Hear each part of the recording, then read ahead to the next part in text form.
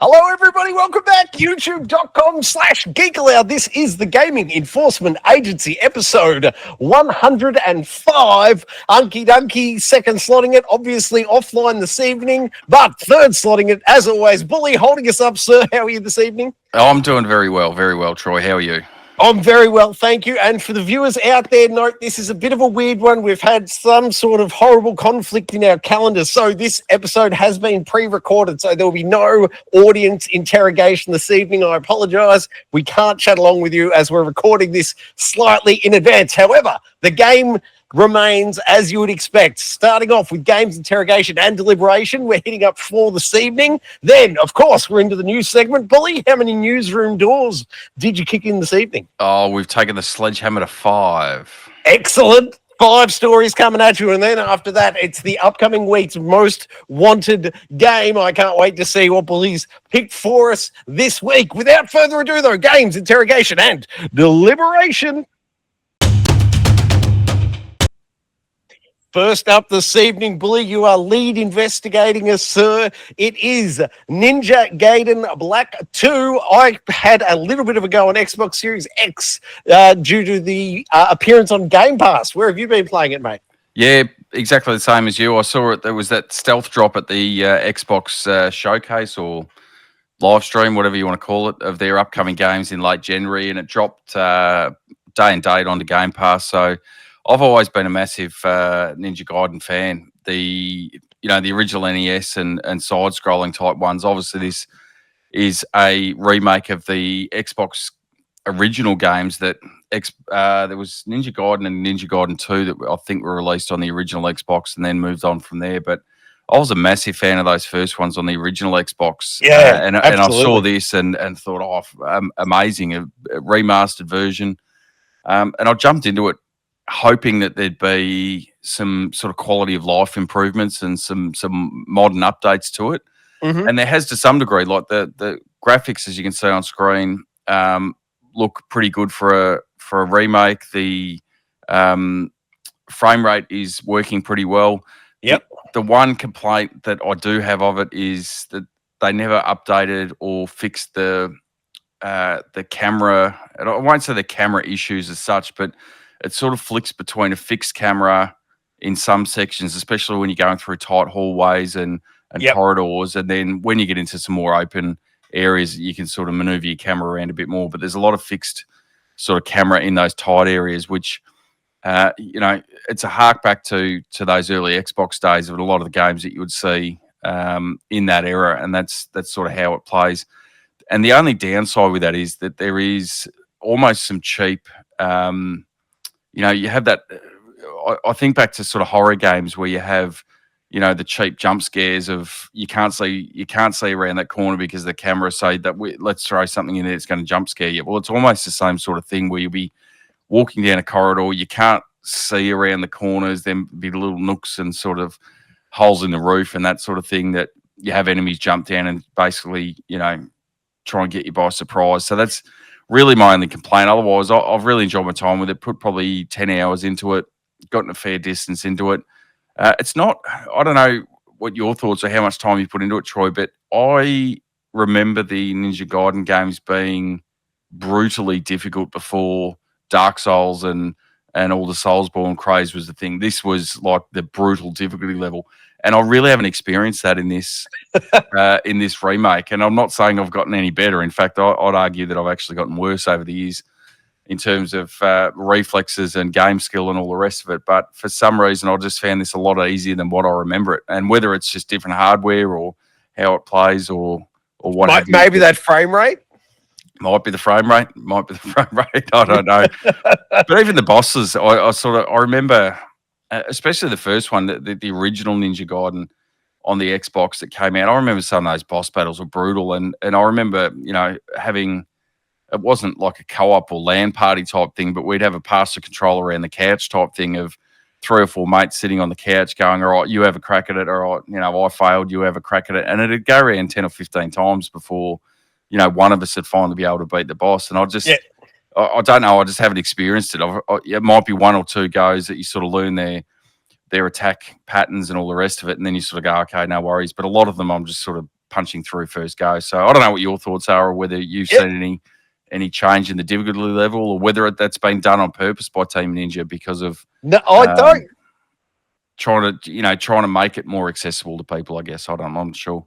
I honestly don't think they've changed it. I reckon it's a pretty reasonable recreation of the game. I don't think they've nerfed the difficulty. To your earlier point, man, I think it has been the brutal teeth kicking in all the Soulsborne have given us that has just increased our skill. I disagree with your point. I think our skill has increased due to the gameplay mechanic increases that we've seen over the decades. That being said, my old man hands and this controller scheme, I cannot play this. I think I've put in 45, maybe 50 minutes, and my fingers just ache like no tomorrow. Like, I can put in a good couple of hours still in, like Dark Souls Remake, any Demon Souls games, Bloodborne. I can play those for hours on end and be fine, but the button configuration for this is an absolute killer on my old man hand. So unfortunately, it's not for me at this stage until they allow some better configurations. And I haven't even gone diving into the menus. Maybe I could fix it myself, but I don't know. The default control scheme kills me. Is it so much the configuration, or is it the fact that, comparatively speaking, if you compare it to a Souls game, which is a lot more methodic and take your time and you got to sort of work and time your attacks and all that sort of stuff, whereas Ninja Gaiden is flat out attack. It's attack, dodge, attack, dodge, and that's sort of the formula of it. So that's fair. It's just that constant, for want of a better word, it's that constant button mashing that you've got to hit of attack, dodge sort of thing. I don't know whether that's impacting. I'm not sure. Yeah, no, I reckon you've nailed that, man. So that is my big hold up with it. My other question for you, and I don't know whether my eyes have gotten worse. They obviously have. I wear glasses now, and I didn't when I first played it.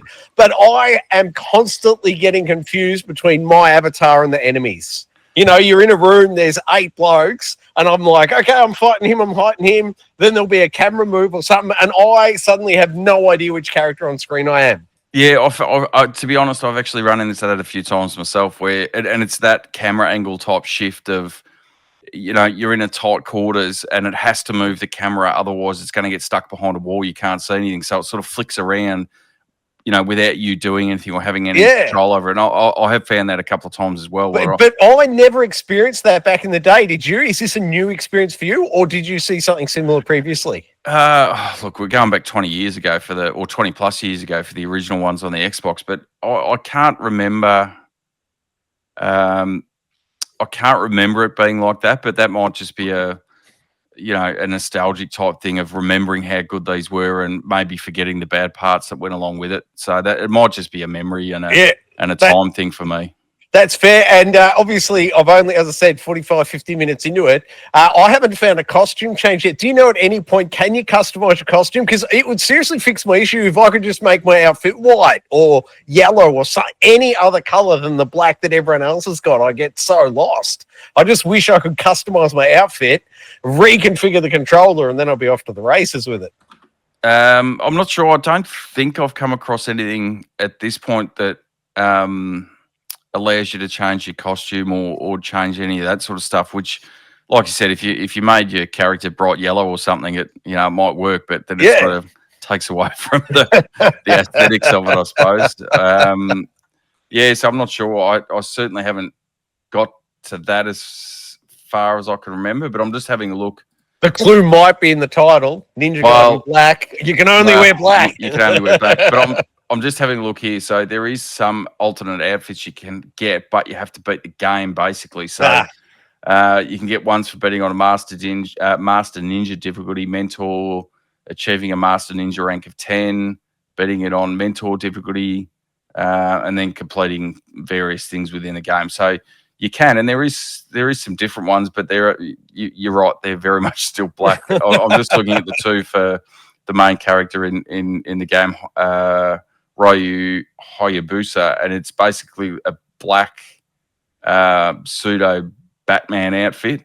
Yeah. And then another one that's pretty much black with a couple of shades of, red lava type thing through it. So I don't know how much that's going to help you, but there you go. You can change. Well, if I've got to finish the game to get there, I don't think it's ever going to happen. The only other thing I'm wondering now is, I wonder how it would play on the arcade stick, because I can button mash the heck out of the arcade stick without hurting my fingers. I don't know how it would translate though, because do you need that second thumbstick? I think you do, because there's some areas where you can control the camera. You need it to be able to flick the camera around. And I'm pretty sure that's how when you've locked onto an enemy, that's how you flick to the next enemy or change your enemy. So it probably wouldn't work unless you can, stitch another stick in there somewhere. Or stitch a new set of hands on the end of my arms. Anyway, that's, as I said, the final points for me. I'd love to play more of it. I just physically don't think I'm capable. How about yourself? Are you going to see it through to the end, roll some credits? Oh, I'm not sure I'll get to the end, to be honest with you. It was one of those things that was, like I said, I've probably put, I don't know, I reckon 5 to 7 hours into it. And it was that real nostalgia hit, but it's very, especially in the early going, in the early piece, it's very samey in terms of very dark, very, like you end up fairly early on in a representation of New York City. So it's very dark and gloomy. You go through the sewers and all that sort of stuff, that the aesthetics of each sort of area or level don't really change so much. So I think it was good for that nostalgia hit. At the same time that they dropped this one, they also obviously released the announcement for Ninja Gaiden 4. So, it was probably enough to whet the appetite to get me interested for that more than anything, which is, like, that might be the end goal. Is Ninja Gaiden really hasn't been a thing for 15 plus years. So it might have just been a thing to let's get everyone a bit more excited about what Ninja Gaiden actually is and have them look forward to number 4 rather than, expecting anyone to jump in and see it out, I suppose. I'm not sure. Yeah, nice one. All right, unless you've got any final points, dare I suggest we move on to game 2 this evening? Carry on. All right, then, here we are with game 2. And I have to start with a big thank you to the developers for supplying the code for me, one, to have the game, but they've also given us codes to give away on stream. So you're going to see 2 codes flash up. There's one of them now to redeem. So the first in, best dressed, whoever redeems that code and the next code, get this game for free. I played this on Steam using the PlayStation VR 2 headset and the little buggery box to get it in there. And as you know, Bully, I've got the separate controllers, so I've got one sunk to my PC, so I don't have to worry about resyncing them. But the fundamentals of this game is you can see here, it's got all the climbing. It's very much I'm blanking on it. Call of the Mountain. Horizon Call of the Mountain. Yep. But the premise is you're a pirate. You're shipwrecked on an island, and you're just working your way off it. You're fighting bad guys. There's a lot of puzzle solving in it. It reminded me in a fair few parts of the recent Indiana Jones game, where there's, environmental puzzles and you're looking for pieces, rotating things, pulling things. You get a big stick and you lever a rock out of the way, and then that opens up a path and you're on the way through. As I said, it's got all the climbing from the Call of the Mountain. It's also got swimming in it, so you can be swimming through the water, and it's all kinds of fun. If you'd liked Horizon Call of the Mountain, this game is definitely for you, and it's also gave me shades of, Assassin's Creed Black Flag. It had a bit of the Black Flag vibe to it. The game looks and runs phenomenal. Now, as viewers know, I recently got a new PC, and as I said, I'm playing this on Steam with the awesome PlayStation VR 2 headset through the box. So the game looks and runs phenomenal. That little bird there is your sort of companion. He leads the way. He talks to you. He's a parrot that talks to you, but, oi, come over this way. All that sort of caper. And then there's, you walk up towards, there's a chest. I'm going to, pop the chest and get some gold here. And then, bang, out of the bushes jumps a panther or something, and you turn around, you're running off the hills then trying to get away quickly.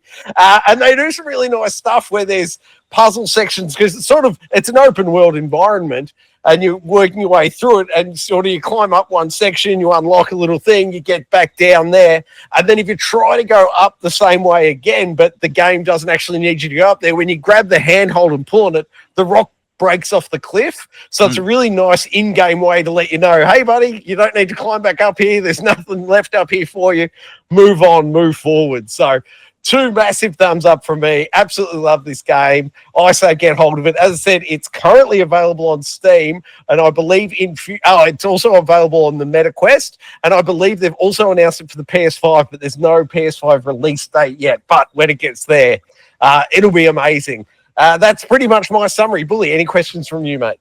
My question is, why have you given away 2 codes and not one to me? Because that looks... I have to say, it's one of those things that really piques my interest because there's not a lot of good quality pirate games. And as you said, it gives you that really big Black Flag, Assassin's Creed Black Flag vibe, which is quite funny because I think we were just talking before we started.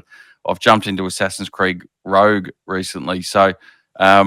really enjoying that sort of pirate theme, and you don't really get a lot of pirate games that are of decent quality. So it does interest me. I suppose the only question I've got to sort of ask is how is the movement in the game in terms of VR? Is it I can't speak to your particularities, but it allows both types. So you can do from memory, you're a teleporter in VR because otherwise you get motion sickness. That is an option. But for me, it's all fluid motion. It's, left stick forward and I'm walking forward, and I don't do the snap turning. I do the natural head movement and natural movement. It does make me sick. I can play this for an hour, without feeling sick. And that includes, diving high off a cliff, landing in the water, swimming for a bit, climbing a mountain, all free head movement, no teleporting, no snapping, and I feel just fine. But I know I've heard so many people complain about VR, and I'm just fortunate that it doesn't, I don't suffer from it. So it's a thing of beauty. I can't recommend this game highly enough.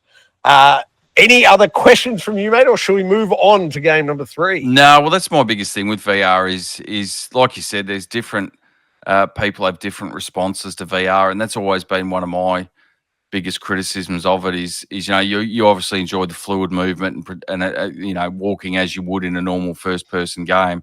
I really can't do that. So the fact that they've included both the teleport movement as well as the fluid movement for mine, that's really what you need to do, in my opinion, going forward in the VR space, is try to cater for as many people. It's a small enough market as it is. So if you can do that and not put people off by, the only way to do it is by fluid movement, okay, straight up I'm out. And as much as it looks really good and interesting to me, if you tell me there's no snap movement or teleport movement, I just got to throw my hands up and go, I can't play more than 5-10 minutes with the fluid movement. So the fact they've got it in there is really good. But it's one of those things. I don't know if I'll jump into the Steam version of it or wait for the PS5 version. I just had a quick look. It doesn't look like it's got a release date yet. So no, hopefully that's not too far away going forward. But yeah, interesting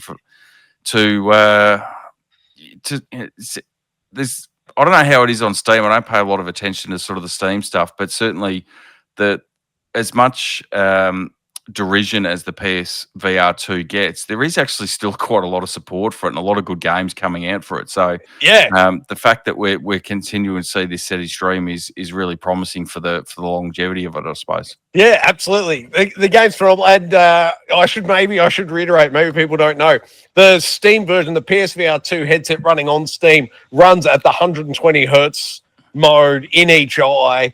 So it's just so fluid, and it's everything you want. I absolutely love it. Can't recommend it highly enough. Let's move on, though, to game number 3. Now, this one for you, Willie, is a special treat because I deliberately haven't shown you the footage yet. This is me and my son playing today some Fortnite. He saw this was a bug on YouTube, and then he and I recreated it. Basically, you both get a fishing rod, you throw a weapon in the water, and then as long as you both hook onto it, and then one of it pulls you back, and I don't know what it's doing, tripling in size, but just watch this for a second. We just keep doing it. The gun just keeps getting bigger and bigger and bigger, and it's the funniest glitch I have seen in Fortnite, I think, ever. It's just, look at this.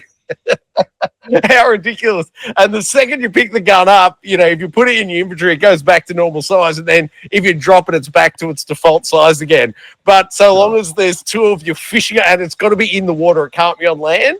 As long as it's in the water and you're both fishing on it, You can just pull it out and the gun just gets bigger. And it's just the most ridiculous thing I've seen in Fortnite in a long time. Is this enough to get you back into it yet, Bully? Not a chance. But I'm just wondering, is that just your party that can see that, or is that everyone on the map can see this ginormous size gun sitting there? No, and it's actually, so I was playing this on the PS5 and my son was playing on his laptop next to me, and we were both seeing the gun at different sizes the whole time. Yeah. And then the other weird thing is, so this is, after we did this, I did the share button to capture it. So this is the actual captured gameplay, but I also saved the replay and then went back and watched the replay. And in the replay, you see the gun get a little bigger, but nowhere near to the same effect as when you play it live. So it's a real weird glitch. I think I think we're about to hit it for the final time. I think we make it one more size bigger. And the only thing that would make that even funnier for me is if you got it to that sort of size and then you picked it up and that's how it stayed in the world, like this ginormous size gun. Yeah. That you were just sort of traipsing around trying to hide behind, trees and in bushes and, take people by surprise. But, everyone else can see this ginormous gun just sitting there. What I want to see is the massive bullets firing out of it, Mario style, across the map. Anyway, who knows when Epic will patch this out. I'm sure it's only a few days away. So if it's something you want to experience yourself, here we go, the final enlargement. But if you want to get onto it, you better get onto it real quick. Look at that! The world's biggest cannon. That is ludicrous. Anyway, that's it for Game 3. Let's move on to Game 4, shall we? And now this is another VR game I was playing on Steam. And once again, I got the code from the developers. This is Ashen Arrows, the quick sort of version I'll give you of this. Oh, also code giveaway happening. There's 2 codes on screen.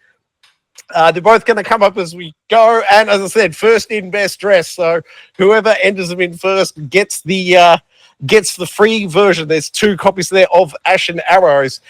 Essentially, you're a bowman. So you're running around, you're an archer, but it's got sort of like tower defense. It's tower defense, and you're sort of up on is parapet the right word? Yeah.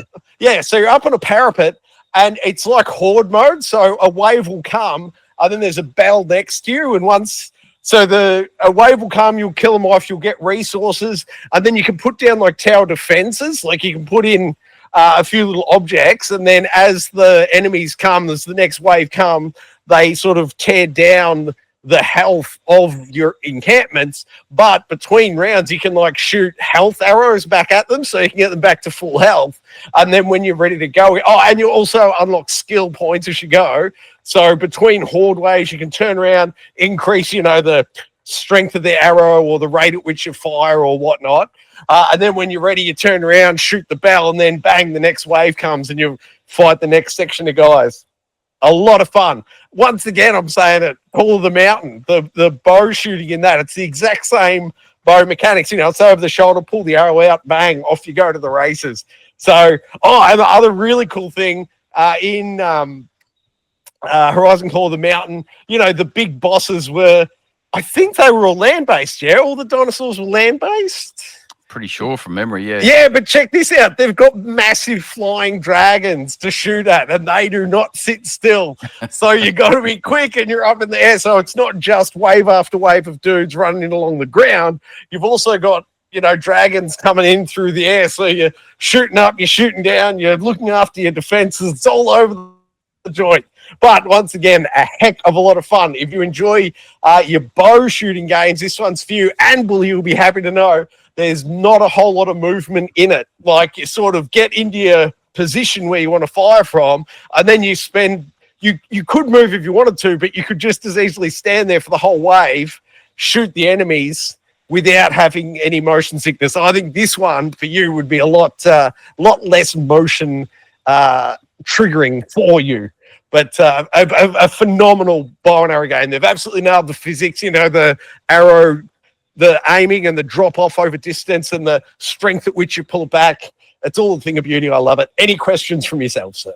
No, that was probably the first thing that when you started mentioning it was pseudo tower defense style game is that was probably what's right up my alley because there's very little movement, if any, and you just sort of stand and deliver type sort of thing. But again, it's one of those things, and it probably harkens back to the earlier comment that I made before in relation to the previous game was just the different game styles and mechanics that they're starting to throw in, and that I've seen, recently with a lot of VR games. It's really got me back and intrigued in the VR setting, and I think they're sort of working through. And it's taken a while, granted, but I think a lot of developers are really working through what we were talking about before with the motion sickness that a lot of people get, and different ways to develop and structure a game so that in this instance you're very rarely moving out of the position you're in, other than sort of looking left and right and surveying the scene as such. So I'm really glad that that's a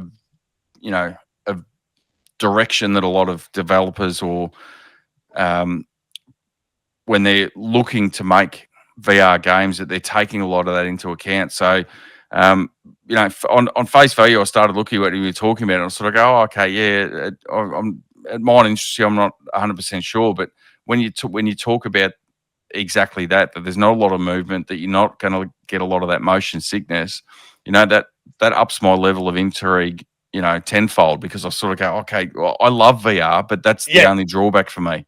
Yeah, I love putting the headset on, and when if you're telling me I can stand there and not really have to move and not really have to engage in that sort of motion sickness, all of a sudden it goes from, oh yeah, that looks mildly interesting, to that looks like something I really want to play now.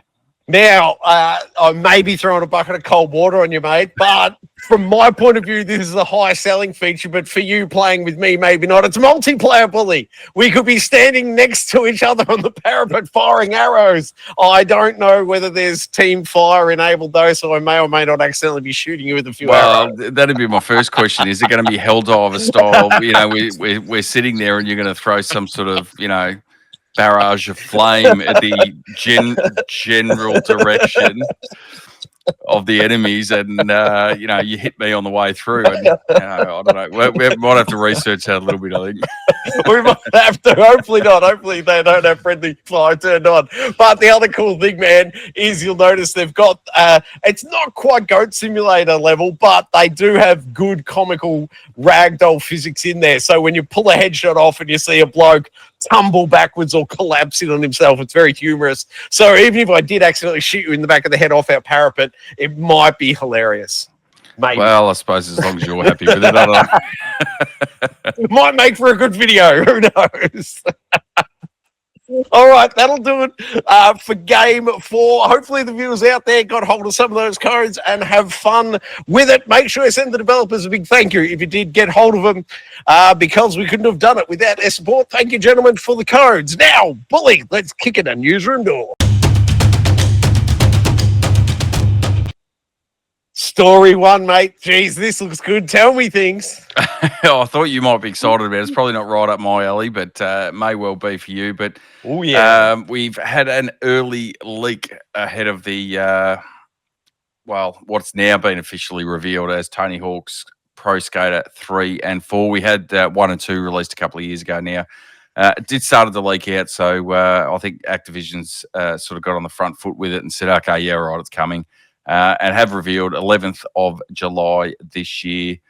Although, as is the standard with games these days, the more expensive collector type editions will give you 3 days of early access starting on July 8th. So I don't know how much of the original games you sort of put the time into and that sort of thing, whether, that holds a lot of interest for you. But from what I never played the remake of 1 and 2, but from my understanding, one of the big draw cards of it is the licensed music that goes with it. And for 1 and 2, they managed to get the vast majority of a lot of the music that went with the originals, even though we're looking at 20 plus years, and you've got agreements and copyright and all the rest. So they managed to get the vast majority of the original songs into that 1 and 2. So hopefully, going forward, they can get that in there for fans of the game. So and as part of that, they've released the pricing for it. So we're talking US dollars here, but $50 American for the standard edition, 70 for the deluxe edition, and $129 for the collector's edition, which includes full-size birdhouse wings skateboard deck, as well as a copy of the game. So you get basically a skateboard deck and the game. You've prompted me, mate. Vamp for 2 seconds. Go, vamp! Well, while you're going off to get that, I'll tell you what the digital deluxe edition includes, which is the Doomslayer and Revenant playable skaters.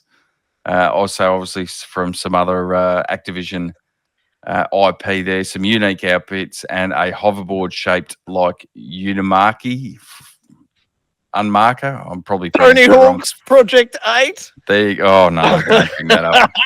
Tony Hawk's Project 8. I still have the skateboard. The old, was that the Wii U? I know it came out of the Wii. Is it? I think 360. That was the 360 Oh, there you copy. go. There you go. All right.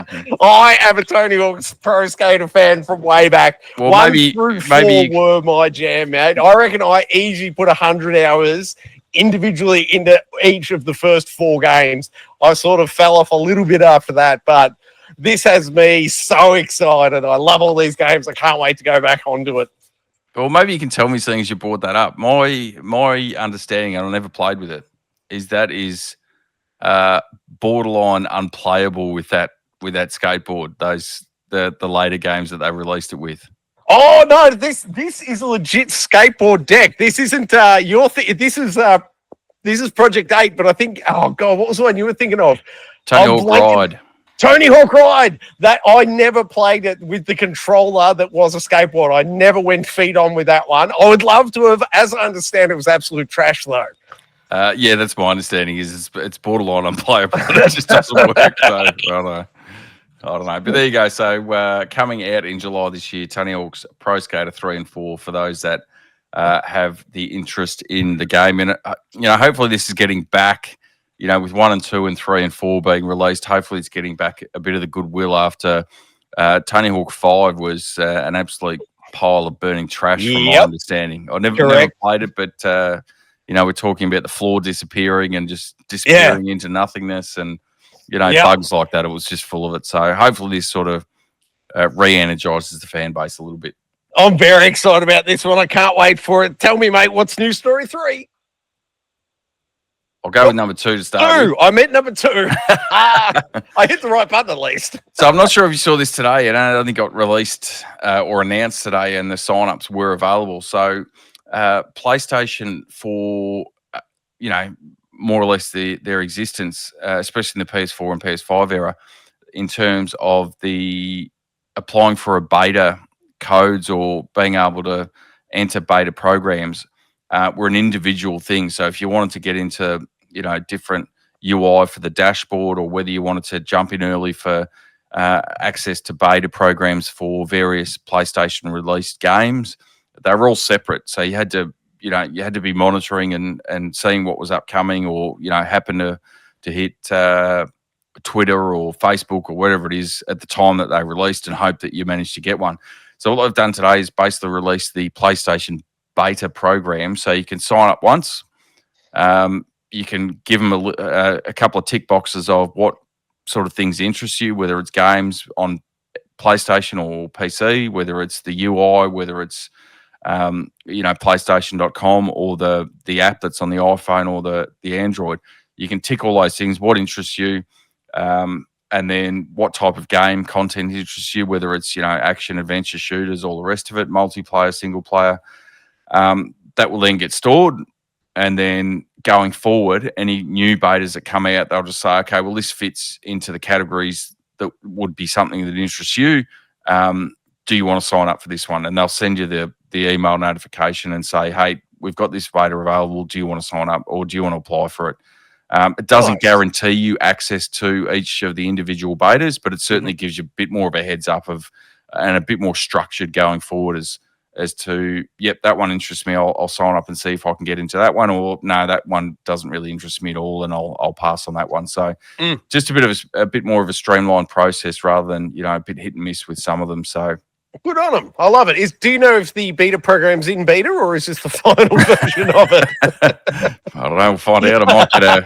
I signed up this morning and it didn't come up with an error code. So I don't know. It seems to be working to start with, but be interested to see how, sort of going forward, how it sort of works out and how much notification and access it actually gives you going forward. And then I suppose, there might be some people that have a rough interest in PlayStation that see it and sign up for it, as opposed to, people like you and I would put a heck of a lot of time into it. Whether there's any sort of weight given to looking into the back end of PlayStation and sort of saying, oh, well, hey, Troy, you've averaged, 30, 40, 50 hours a month. Bully, you average on Vampire Survivors alone. On Vampire Survivors.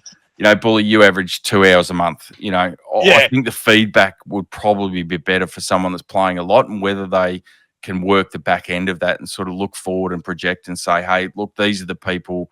Okay, anyone could sign up for it. That's fine, but we really need, to get decent quality feedback and implement those changes on a realistic level. I think if I was looking at the back end of it, that's where I'd really be going, is the people that put in a lot of time, play a wide variety of things, and can give you that genuine feedback, as opposed to, you might be a casual gamer that's signed up for it. You jump in a couple of hours a week and you sort of go, oh, I didn't like this, I didn't like that. But the reality is that's not the mainstream as such. So it'd be interesting to see how that works out going forward. Yeah, I need to sign up for it. I didn't even realize it was a thing until I was ingesting this story earlier.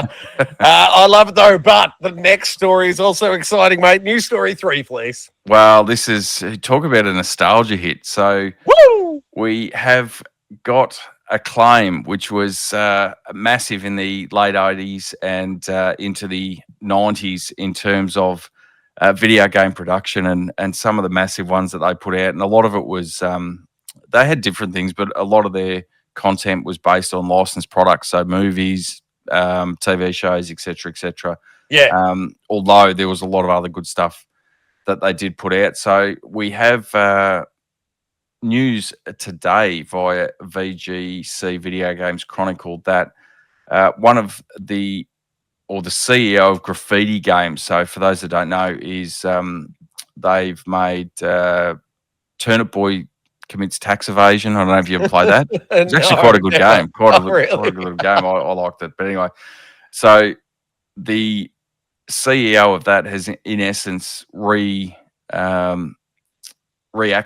the Acclaim name going forward. They've said initially that they're focusing on indie products, which is a far cry from the Acclaim of the 90s, which is all, stars in headlights and all the rest of it. So it'd be interesting to see where that goes. But there was, I'm just thinking back to some of the Acclaim, like they were the original Mortal Kombat, NBA Jam, Simpsons games, Terminator games, WWF games. Correct me if I'm wrong. Did they do? Oh God, what was it? Not Punch Out. Basketball. Were they behind Basketball on the NES? I feel like they were. Not sure. I'd have to have a look for you. But that's scratching the memory bank. But for me, this is nostalgia hit. I can still remember the splash screen of Acclaim popping up, and one of the biggest games that I put into in the early 90s was NBA Jam. Absolutely loved NBA Jam. Yep. Especially the tournament edition version on the SNES.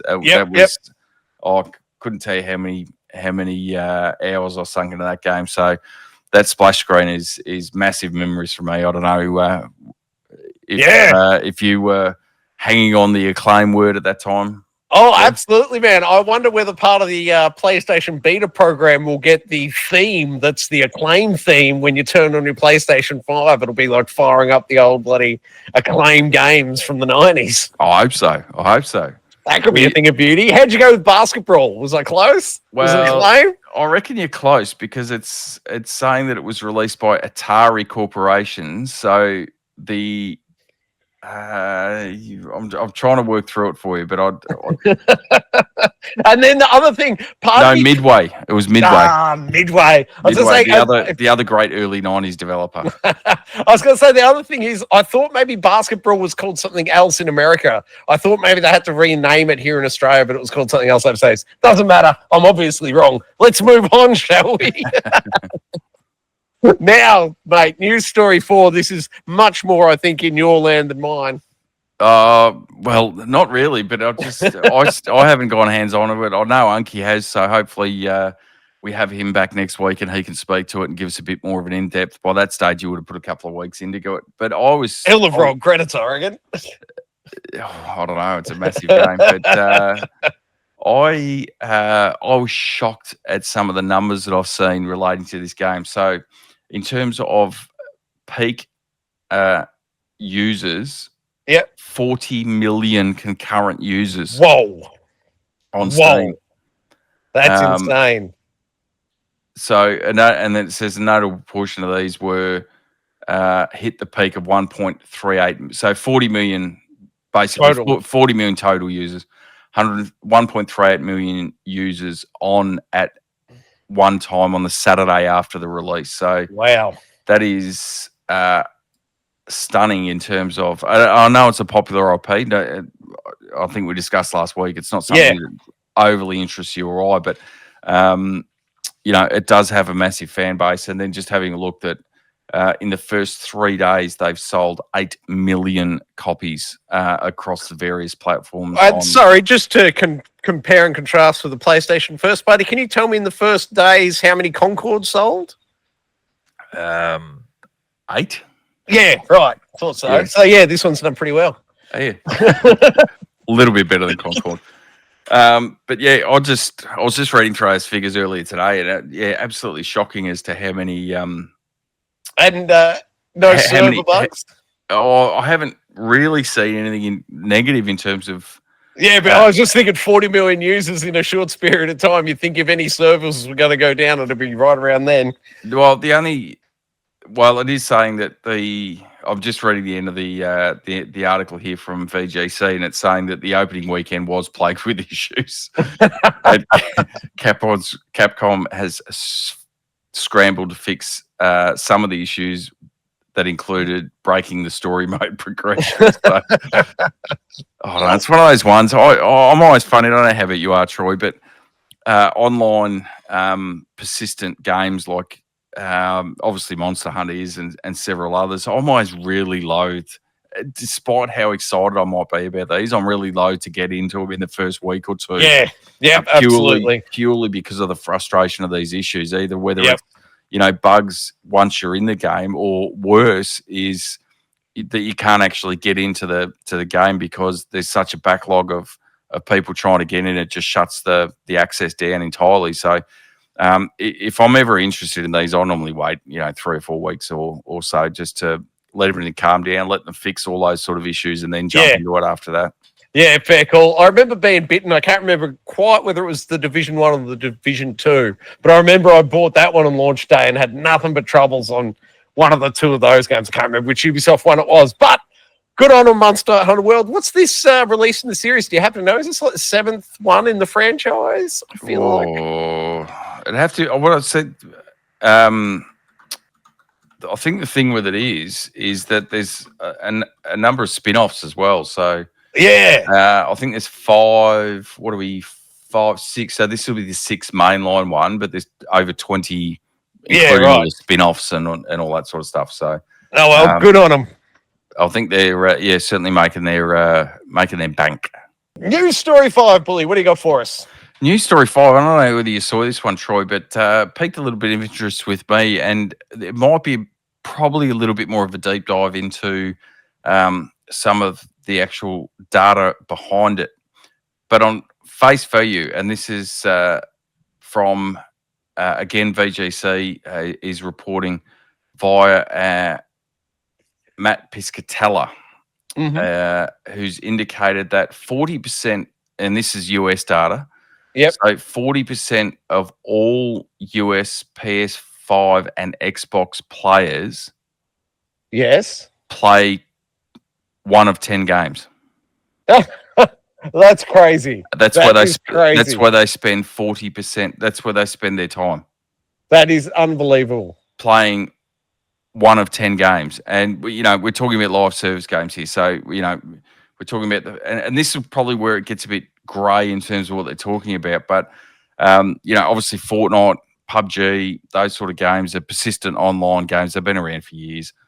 We know about that. But does it include things like, Call of Duty? Is that a persistent online game, or is that a new game every year? And are they counting that or not counting that? But on face value, and it'd be interesting to do a bit of a deep dive, which I will do over the next week. But certainly interesting that that amount of time is being put into so few games.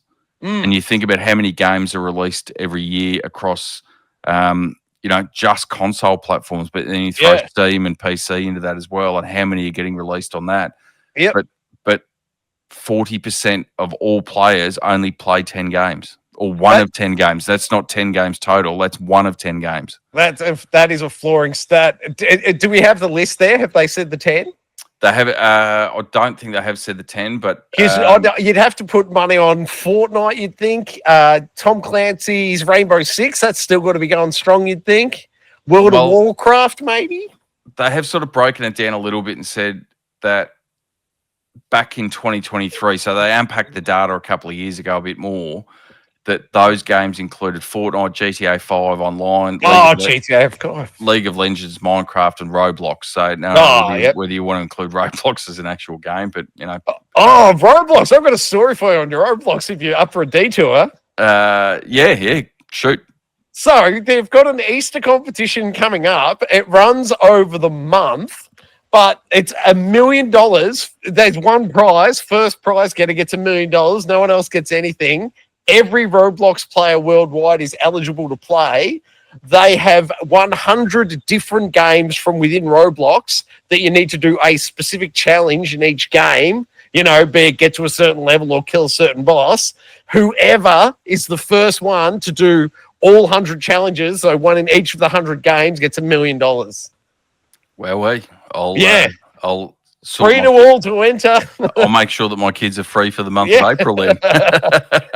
And just a heads up, they ran it last year. I think it was only $50,000 prize pool last year, but the winner did it in 19 hours. So you don't even need to give them 2 days off school, mate. 19 hours for 100 games. That's but it's not rolling credits on 100 games. It's no. Yeah, you just got to do the one specific challenge. But even then, break that down. That's one challenge every 12 minutes. Yep. Get going. One challenge every 12 minutes you've got, or less than 12 minutes that you've got. And the best part is I think it starts in Australia at 2 a.m. Australia time. Count me out. Well, it's Roblox. Count me out. Yeah, but come on, mate. I'm getting my boys up at 1:30 in the morning, giving them breakfast. All right, boys, go. You got the day off school. Good luck to you. I'm not dealing with the fallout of that at midday when they come crashing back down to earth. Well, think about this. It's $1 million US. So what's that, like 5 million Australian? That's like 50 million rubles.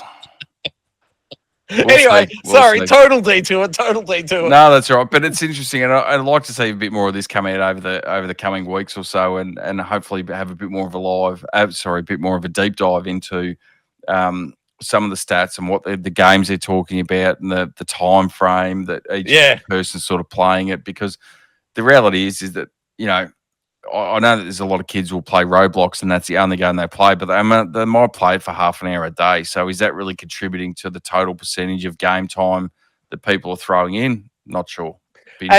Sorry, you may have already said it, but do we know if this includes any smartphone games at all? Doesn't say, but well, I know you've got Fortnite can be played on a smartphone, so it's a kind of a wiggly one. And same with Roblox as well. So like I said, it'd be interesting to see this broken down a little bit more than sort of where it is. But on face value, it's I'll go back to my original point. It's PS5 and Xbox users. That's it. There you go. That's the data they're capturing. So no PC, no smartphones or tablets, etc., etc. So that's just console gaming, which is probably even more exasperating to look at that and see those numbers, that the amount of games that are getting released every year that just aren't getting looked at or played in any way, shape, or form because there's so much effort being put or time being put into these other games. Indeed. All right, buddy. I think it's time we moved on to this week's Most Wanted. What do you say? Shoot. Well, there was a couple that were coming out. I don't know what your thoughts are, but some of the other highlights coming out this week are Suikoden 1 and 2 HD Remaster, which I've been looking forward to for quite some time. There is also Age of Mythology, which we spoke about last week. 2 Point Museum, which I think we touched on briefly last week, is also coming out, or came out yesterday, I should say. So there is a little bit coming out, but one that's really piqued my interest, and if you've played any of their previous games, is Split Fiction, which is a co-op only game. You can't play it single player. It's what's his name? Ferris, yeah, game director. I can't remember the name of the game director, but it's it'll come to me in a minute what the developer is. Is it Hazelight? I want to say Hazelight, that's the one. Yeah, I think it's Ferris. Ferris. Anyway, top bloke. He's the one that always comes out and says outrageous things on the Game Awards. Yes, and he did come out in December. That's probably one of the best things I've seen with that is we hear nothing about it. Hits the Game Awards in December and then says, "Oh, by the way, in 3 months' time, my game's coming out." Yep, I love it. There's not this long Bethesda style Elder Scrolls. We'll tell you about it 10 years ago, and then we'll never tell you anything about it ever again. Yeah, it's here we go. Here's the game. It's pretty much good to go. We're just doing a bit of polish on it, and it's coming out in 3 months. So, I haven't. I'll be honest. I think you have put a lot more time into these sort of games than I have. But I think I've finished all of them. I think the previous one was there was No Way Out. Then there was the husband and wife getting a divorce. I'm totally blanking on the name of it though. It Takes Two. It Takes Two. That's the one I've started playing with my young fella. Yeah. So I'd never jumped into it, and I sort of said, "Oh, I've been meaning to play this for a little bit." And what was the first one? Was it Brothers? Twin Brothers? Tale of Two Brothers? Something was the first one? Tales. Yeah, that one. Two Sons. I'm not sure if that was the same developer, but that was a little bit different because you could actually, that was designed to be single player, and you controlled each one of the brothers with the left and right stick. So the left stick would control one brother, the right stick would control the other brother. Go deep diving for me, mate. I reckon that was Hazelight and Mr. Ferris's first game. Well, I will have a look for you while we're speaking, but I'm really interested in this. From the short amount of time of It Takes Two that I've played, I've really enjoyed it, and I'm really keen to get back into the young fellow, despite the fact that he has this aversion to watching the cutscenes. He just wants to jump into the action and play the game, so that's fine. But I'm sort of missing out on what's going on in terms of the actual gameplay. So I might have to go back and watch some YouTube footage of the actual gameplay or the game story once I've finished playing the gameplay itself. Fair enough. And a little bit of G.E.A. or Geek Aloud lore. The reason Unky Dunky has the name Unky Dunky is from when he and I played through No Way Out. And we were just vamping over a scene as it happened on screen. And it just fell out of my mouth that he was Unky Dunky. That is available on the channel about 5 years ago, I reckon. But that is from, what is it, Michael Ferris, maybe? Anyway, go. Starbury Studios was Brothers, A Tale of Two Sons. So there you go. And Joseph Ferris is the creative director. Ferris. Founder of the studio for Hazelight. So really interested in this one. They're obviously, they've got their little niche with their games. They're leaning heavily in towards it. I think, and correct me if I'm wrong, but It Takes Two won Game of the Year when it came out, didn't it? Yeah, it did. Absolutely. So that they've it might have been Indie Game of the Year. I'm not sure. It definitely won Game of the Year, but I'm not sure if it was Indie Game of the Year or Game of the Year. Game of the Year. Irrespective, very highly regarded. So they've obviously got their niche. They know what they're really good at, and they're really leaning into it. And this one looks, even from a graphics setting and a sort of the gameplay setting, it's really amped up from what we saw with A Way Out and It Takes Two. So, leaning heavily into it, and that's probably why that is my most looked forward to game this week.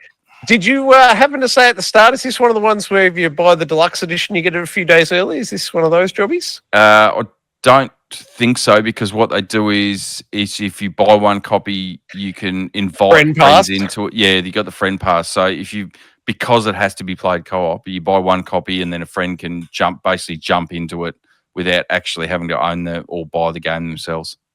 So you're going to buy it and I get to play free? Is that where we're headed? I'll take that as a no. Oh, we can do that. I've got to go to the shops tomorrow. I might pick it up. Now we're talking. I love it. Well, the bonus is I don't think there's any grenades that you can kill me with, so we might be all right. You'd be surprised. That will do it for this week. Bully, thank you so very much. And viewers, I apologise for needing to record early and thus not being able to have audience interrogation as we normally would. But once again, thank you to the developers for both the VR games, sending the codes through and giving them away on air. Really appreciate it. Bully, top work by yourself this evening, mate. Good work. Good on you. Thanks for playing.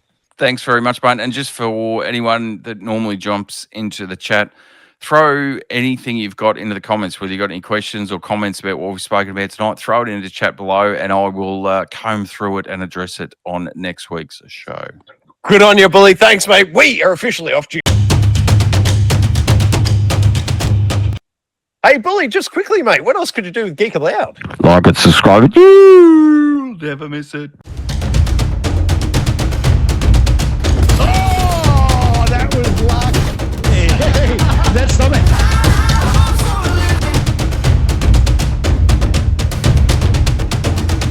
Oh! Old Uncle Donkey. Gee, Donkey.